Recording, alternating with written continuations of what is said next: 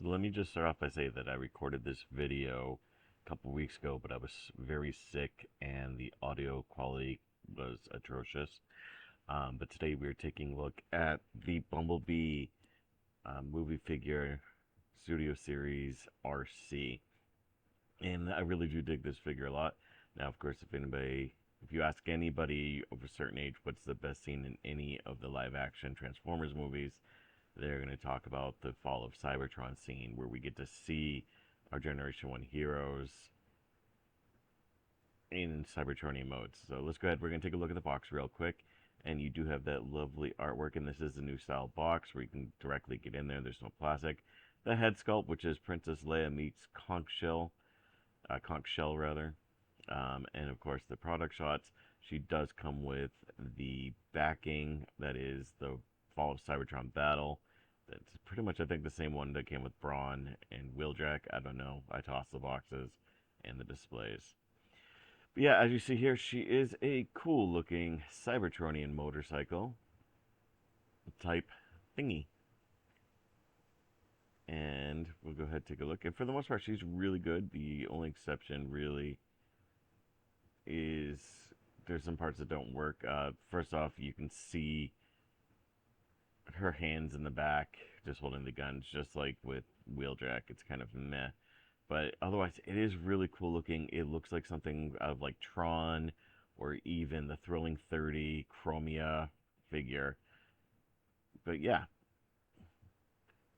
let's see here. Now, as we're showing you around, you do see that on the underneath, it does hide most of the cable well. The robot butts do hide. Her head is actually inside the glass there, but you don't see it. We do have. It's an amazing transformation sequence, and it hides very well, with the exception being the hands. And I really think that they could have done something better to hide that in the first place. But yeah, so far, it is a really cool toy. I don't remember what I was originally saying here, but the wheels do two of them move. This one I'm showing you here does not move for some reason, but it happens. Here she is with the Thrilling 30 Arcee, who I'm not going to transform into robot mode, but just to show you size comparisons. Um, yeah, and honestly, these are probably the two best Arcee figures currently on the market. Now, the Studio 6 86 Arcee is definitely on my list, and of course, I'm not including Masterpiece Arcee because that's apples to oranges, really. But yeah, so it is a cool looking figure, as you see here. Transformation is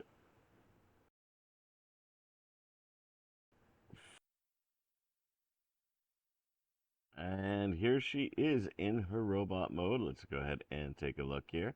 I do have one gun in her hand and one in weapon storage, as you see here.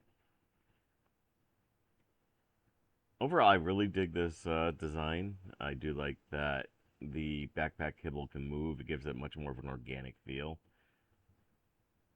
But yeah, let's see if we can get her to stand up straight. She's doing really well. Makes me happy. As we take a look here at the head sculpt is okay. It's not exactly screen accurate, but it isn't bad either. I do like that it is a nice combination between the different Arcee styles. You do get, of course, that antenna there. And then, yep, the backside here, you do have the feet, which are really fun to transform, by the way. But they're not exactly the most stable. To, as you see, she's going to fall if you don't have it angled perfectly right.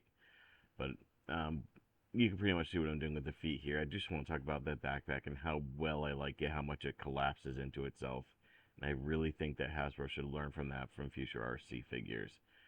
They can make the convertible happen. But as you see, the articulation, she does get a lot of motion, a lot of range. Arm, she does get a decent amount. It can go sideways. She can go 360, but the backpack gets out of the way. You do get hip rotation. The knee rotation is pretty damn good. If you unclip it, you do get a little bit more. Head goes up and down. You do get waist rotation. And then, like I said, the backpack can move and adjust for posability as well.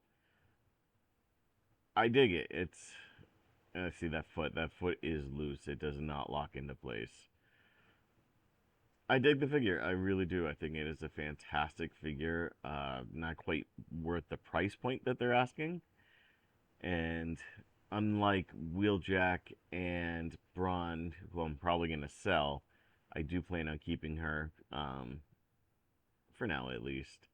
But yeah, it's a cool figure. I dig it. Let's go ahead and just show in robot mode. She's actually a little bit smaller, I feel, than motorcycle mode, which doesn't make sense, but just to show you where she compares to Thrilling 30 Arcee, and that just gives you some sort of size comparison. I mean, you can see R2D2 in the background, and gives you just a slight hint of just how small she actually is. As far as movie Arcee figures go, she's definitely the best. I have the '07 figure, I have the Revenge of the Fallen triplets, and I have the Studio Series triplets, which are on my list of worst Transformers toys I've ever bought. That's why I never bothered doing the review. It's pretty bad. But yeah, I do dig the figure a lot, and I do appreciate you watching. Please comment down below. Tell me what you liked, what you didn't like, and what you want to see next.